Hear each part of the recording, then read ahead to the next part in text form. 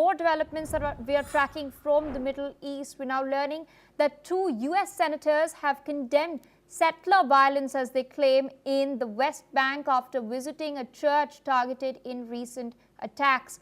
Chris Van Hollen and Jeff Merkley have toured the Church of St. George in Taipei, which is a site that was allegedly assaulted by Israeli settlers, as they claim, in July. The senators called the violence against Palestinians unacceptable, with Van Hollen accusing Israeli Prime Minister Benjamin Netanyahu's government of being complicit in allowing the attacks to continue. Listen in to what they've said. Well, we're here overall because we want to focus on the really terrible situation throughout this area, including the war in Gaza. And one of our messages, we need to end the war in Gaza and bring the hostages home. But we also need to end this continued settler violence on the West Bank, which people here in this town of Taipei witnessed and experienced firsthand.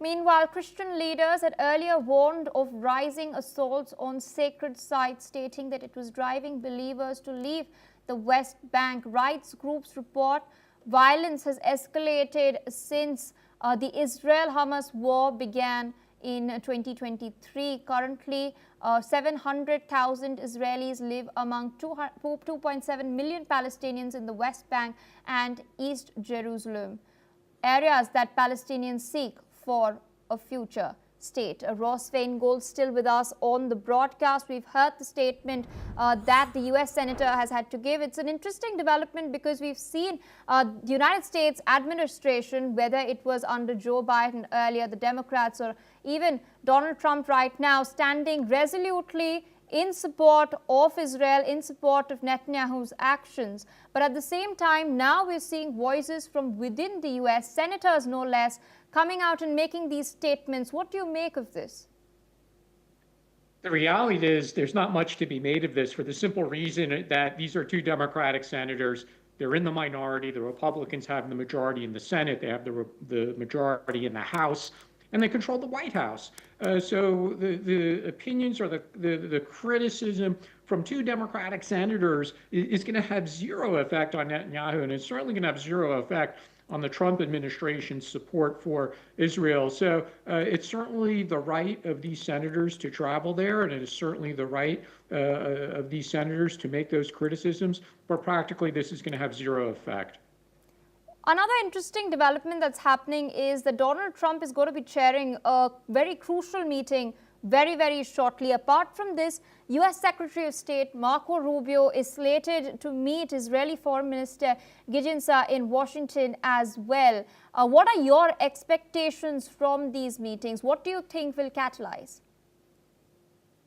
The policy of the Trump administration since it took office in January has generally been supportive of Israel. Now, there were times when Trump has publicly called on Netanyahu to allow in more aid, for example. And I'm sure Trump gets some very direct messages from Arab countries that are friendly with the Trump administration, but which are very critical of Israel. So Trump hears that side as well. But when it comes to how Israel conducts the war or resupplying Israel's military, or being critical of both Hamas as well as the Palestinian Authority in the West Bank, the Trump administration is generally very supportive of Netanyahu. So I don't think that's really going to change. So when Rubio meets Gideon Saar, I think we'll hear very positive statements from Secretary of State Rubio about U.S.-Israel relations and U.S. support for Israel. All right, a quick follow-up to that as well. Speaking of the United States, they've stated that they're looking at making sure that Lebanon presents a plan in order to disarm the Hezbollah, something that Hezbollah has outrightly rejected. Where do you think this particular aspect of the tensions in the Middle East will head to next? That's a really good question. Israel did fight a war with Hezbollah, which, frankly, Israel won. Hezbollah was defeated. They are significantly militarily weakened. They've lost the conduit through Syria that previously existed, where weapons could flow through Syria onto Hezbollah in Lebanon. That option is no longer available. And it's the policy of the Lebanese government that there should be one army in the country, the National Army of Lebanon, and that Hezbollah cannot continue to act as an armed state within a state. That doesn't mean Lebanon, the current government of Lebanon, wants peace with Israel or to negotiate with Israel, but they do have a joint goal, which is that Hezbollah needs to disarm. So it's up to the president and the prime minister of Lebanon, how eager are they willing to go?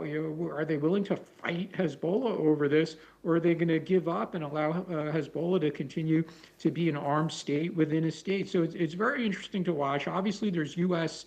Pressure on Lebanon to take more action to disarm Hezbollah, and we simply don't know how that's going to play out. But as you said, at the moment, Hezbollah is refusing to give up its weapons.